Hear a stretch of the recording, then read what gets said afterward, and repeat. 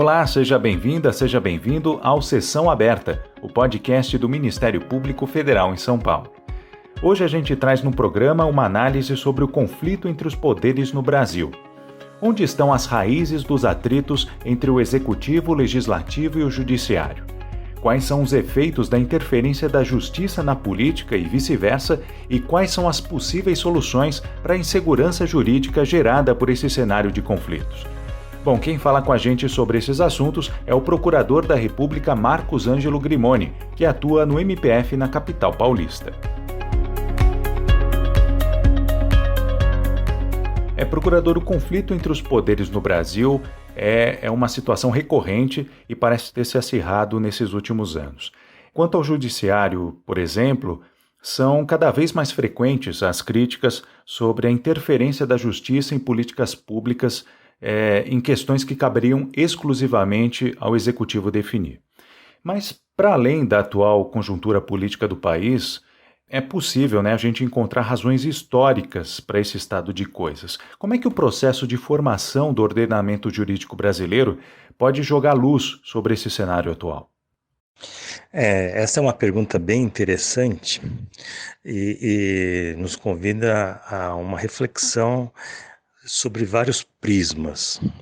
Sobre o prisma histórico, é interessante notar que os poderes no Brasil sempre se mantiveram entrelaçados. Vejam que durante o Império, por exemplo, os políticos iniciavam a sua carreira pela magistratura. Durante o Império Brasileiro, nós tínhamos os chamados juízes de direito, que eram juízes profissionais que julgavam causas cíveis e criminais, e também durante o primeira década de independência, os juízes de paz, que funcionavam quase como o Ministério Público. E esses juízes de paz eram eleitos. Portanto, havia uma participação popular para a formação dessa carreira. Depois, a carreira dos juízes de paz foram extintas e foi criada a concepção dos delegados de polícia em 1840. Mas mesmo os juízes de direito, os juízes profissionais, podiam participar da vida política brasileira. E era comum que isso acontecesse. O bacharel em direito se formava na academia, procurava ingressar na magistratura e logo após se candidatava a cargos nas assembleias provinciais e depois na Assembleia Nacional. E muitos acabavam sendo designados para presidente de províncias e culminavam a sua carreira política no Senado, que naquela época era vitalício, ou então no Conselho de Estado, que era o órgão mais importante da fase imperial. E Eusébio de Queiroz, por exemplo, fez justamente esse percurso. Foi um dos mais importantes líderes políticos do Império, foi o responsável pela lei Eusébio de Queiroz, que proibiu o tráfico de escravos para o Brasil. Ele começou como juiz, depois virou chefe de polícia. O chefe de polícia era o responsável pela designação dos delegados de polícia, cargo que foi criado depois da reforma de 1840. Virou ministro da Justiça, foi parlamentar e acabou sendo indicado para o Conselho de Estado. Durante a Primeira República, algo semelhante aconteceu. Claro que os juízes de direito começaram a ter o acesso aos cargos parlamentares proibido, porque se entendia que essa acumulação de funções não era positiva para a nação, mas o sistema de justiça sempre se entrelaçou com os demais poderes. Vejam outro exemplo na República Velha. Getúlio Vargas, por exemplo, formou-se em Direito e começou sua carreira como promotor de justiça em Porto Alegre. O MP na República Velha começava a se estruturar, ainda eram cargos indicados e ligados a elementos políticos.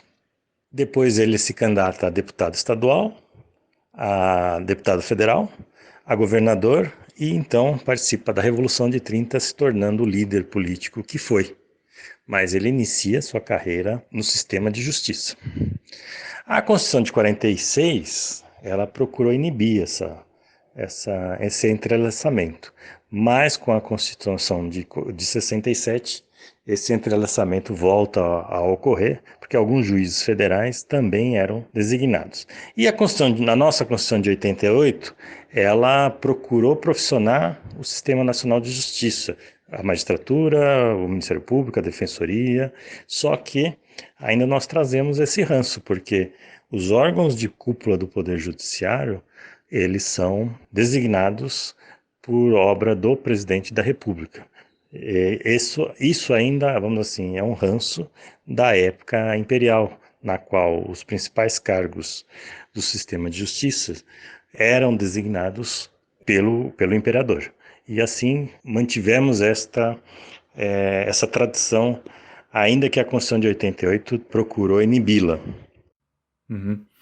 Fala-se muito sobre a interferência da justiça na política, mas a força do movimento inverso, né, a influência da política sobre a justiça, não pode ser desconsiderado. Na sua avaliação, é possível dizer que a politização da justiça e a judicialização da política são faces de uma mesma moeda? Sem dúvida alguma.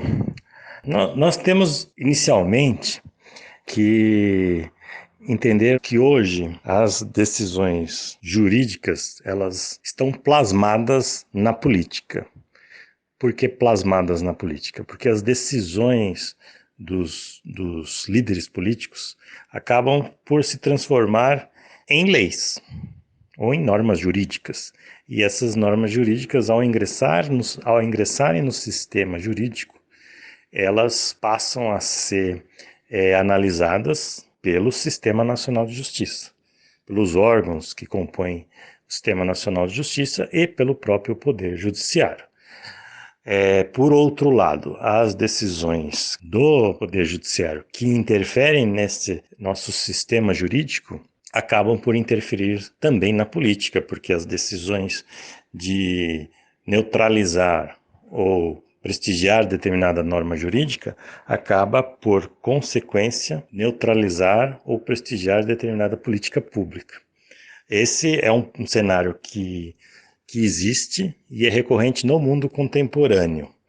Acredito que a forma de solucionar essa questão não é tentar inibir essa situação, mas fazer com que tanto o controle político por parte do Poder Judiciário seja legítimo, ou seja às claras, seja regulado com poder de persuasão e seja fiscalizado pelos atores que compõem a sociedade civil, e também o controle jurídico por parte dos políticos ocorra da mesma forma, ou seja, que haja transparência, que haja outros atores da sociedade acompanhando e que os argumentos de persuasão usados, tanto numa como em outra situação, sejam verificáveis e racionais.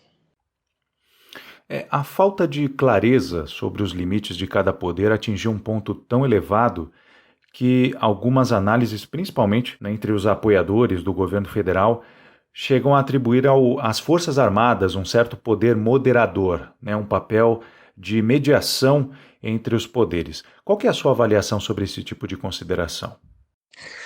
O poder moderador no Brasil se foi com o exílio de Dom Pedro II. Instalada a República e escolhido o regime federativo e a tripartição dos poderes, desde então ficou claro que os poderes são harmônicos, mas não há submissão de um poder ao outro. Todos os poderes possuem a mesma estatura, a mesma dignidade constitucional. O que pode haver, e isso confunde as pessoas, é que às vezes o poder tem mais atividades que um outro. É claro, por exemplo, que o Poder Executivo tem uma gama de atividades superior ao Poder Legislativo ou ao próprio Poder Judiciário. Mas isso não torna o Poder Executivo hipertrofiado. Essa é uma discussão que muitas vezes aparece, mas do ponto de vista jurídico-constitucional, ela não faz o menor sentido.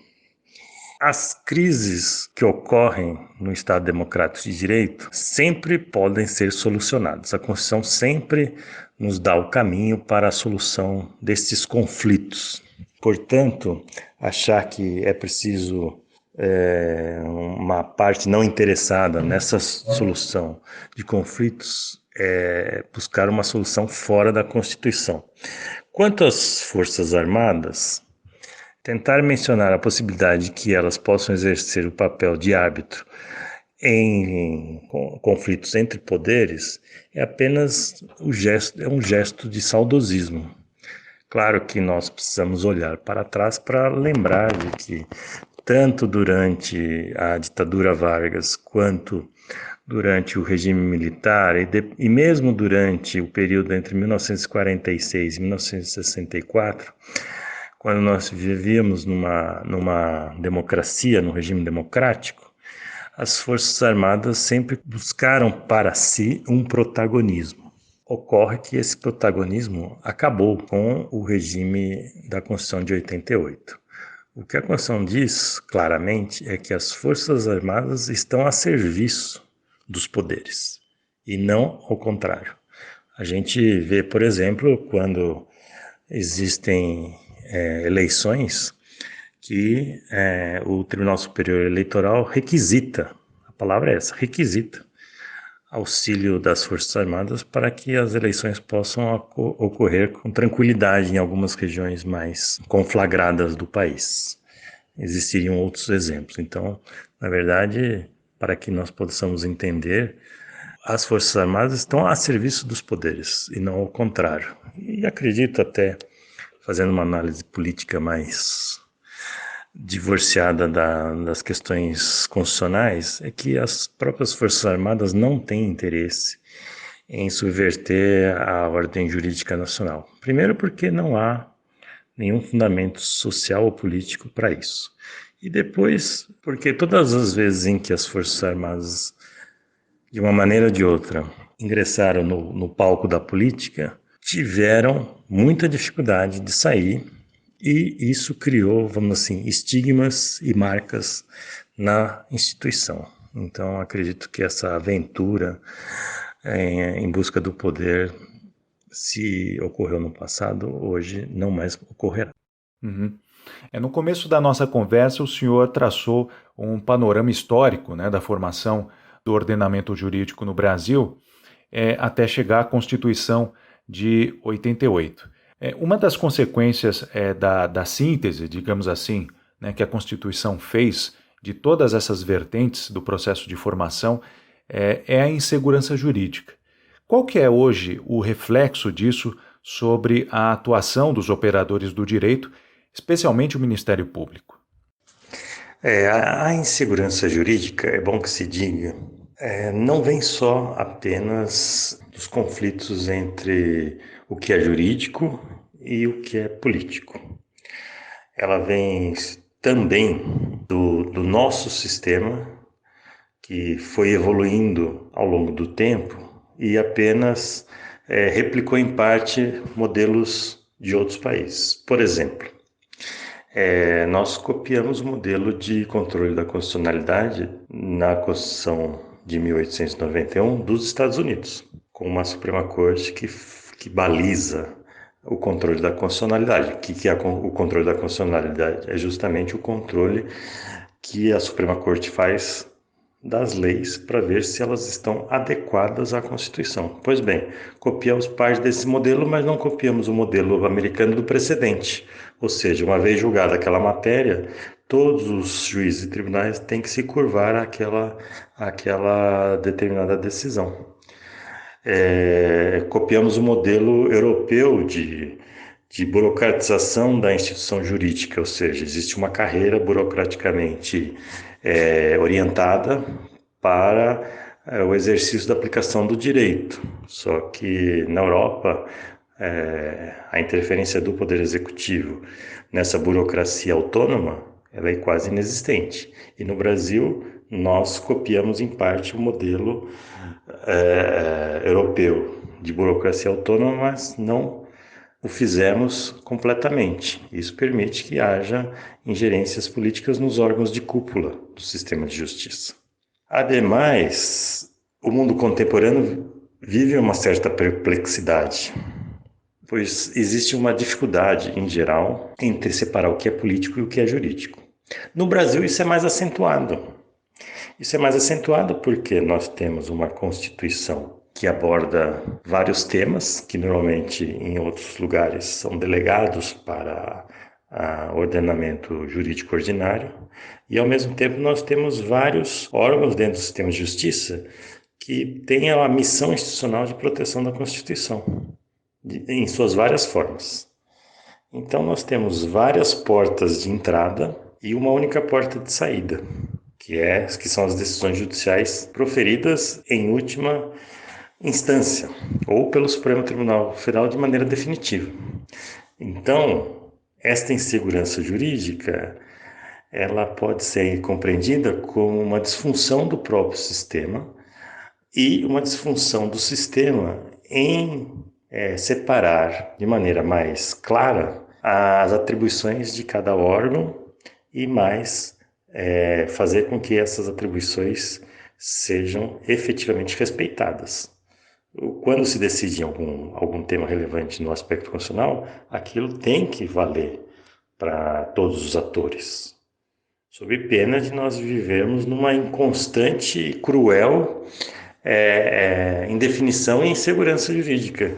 E o Ministério Público sofre, ao mesmo tempo que ele participa desse sistema, ao mesmo tempo ele sofre as consequências dele, pois nós temos missões constitucionais muito bem definidas. Então, se não se define o que é de maneira rápida e precisa, o que é improbidade administrativa, por exemplo, existem milhares de ações de improbidade correndo, porque existem indefinições sobre o ato administrativo que pode ser classificado como improbidade. E assim sucessivamente, no aspecto das relações de consumo, nas regras que determinam a proteção ao meio ambiente, nos crimes em geral. Tudo isso leva a uma superafetação dos órgãos que alimentam o sistema de justiça, superafetação no sentido de propositura das demandas, porque existe um vácuo, uma ambiguidade, e ao mesmo tempo existe uma porta de saída muito estreita que não determina as definições jurídicas necessárias para o exercício da aplicação do direito. Uhum. E na sua análise, qual que seria a solução para o impasse que existe nesse cenário confuso do ordenamento jurídico no Brasil? Isso passaria por o quê? Por reformas na Constituição, pela consolidação da jurisprudência? Qual que é a análise que o senhor faz? Pequenas reformas na Constituição talvez fossem bem-vindas para ajustar o nosso sistema, no sentido de dizer corretamente como o órgão que vai fazer a definição jurídica de determinada problematização que está na justiça, qual é o tempo que ele vai ter para resolver essa problematização e, de uma certa maneira, pacificar essa problematização, fazendo com que os órgãos inferiores sigam. E mais do que isso, determinar que esse órgão que pacifica a problematização não volte a discutir o tema.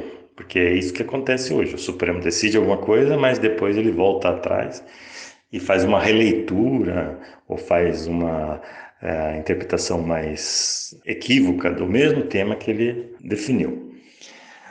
Ao mesmo tempo, uma mudança de cultura, por exemplo, os profissionais do direito devem estar preparados para o não exercício da ação judicial, ou seja, se determinado tema já foi decidido, aquilo tem que estar pacificado e o próprio profissional do direito tem que ter essa noção. Eu lembro bem, eu tenho um amigo na França que disse isso.